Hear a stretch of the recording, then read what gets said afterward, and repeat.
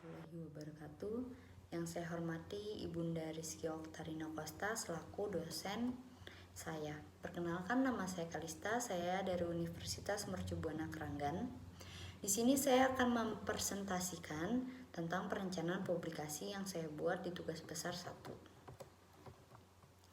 Perencanaan atau planning merupakan suatu fungsi manajemen yang paling utama.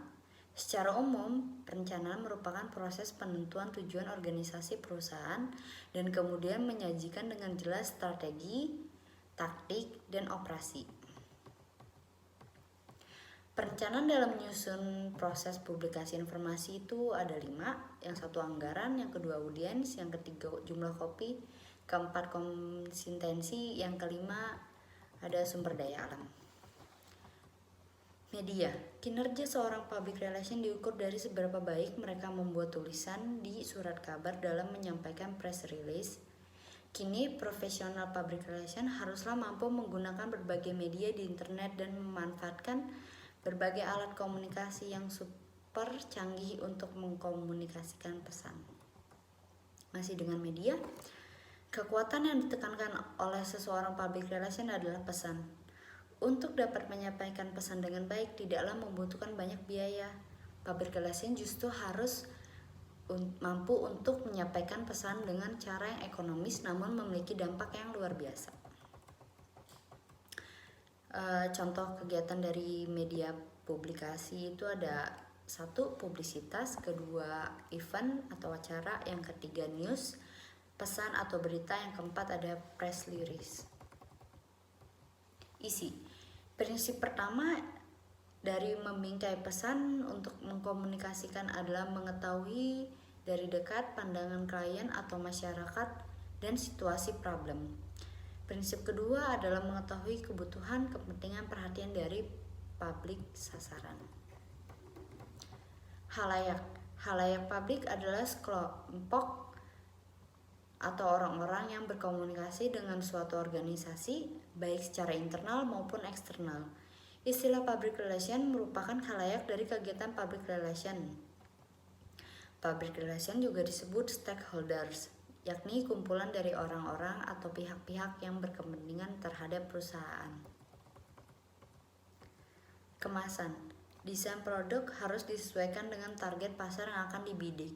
Setiap kelas konsumen memiliki karakteristik sendiri, mulai dari bentuk, warna, grafis, merek, ilustrasi, huruf, serta tata letak desain akan berbeda di setiap kelas konsumen.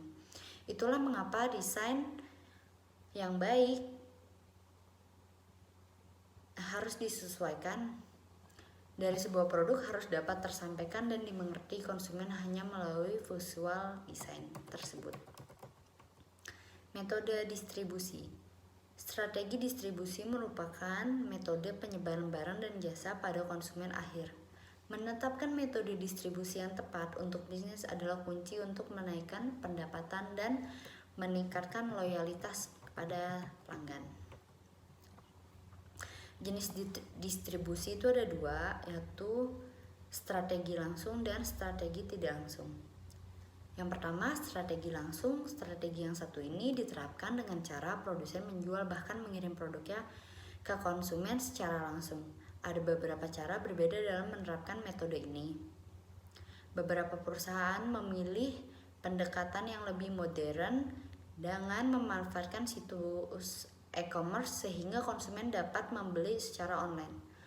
Opsi ini sangat efektif untuk perusahaan dengan klien yang berpengetahuan tentang teknologi sehingga dapat memenuhi kebutuhan spesifik pada merek tertentu dalam penjualan online.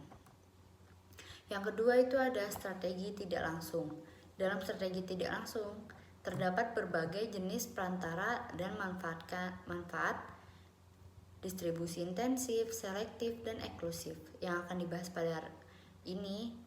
Alasan dibalik penerapan strategi ini adalah kebutuhan bisnis, target klien, serta jenis produk yang Anda miliki. Pembelian rutin seringkali luput dari perhatian pelanggan. Contoh pembelian rutin adalah produk pasta gigi atau makanan instan.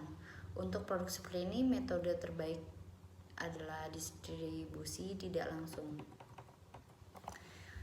Sekian presentasi dari saya. Mohon maaf apabila ada kata-kata yang kurang disengaja ataupun disengaja. Sekian dan terima kasih.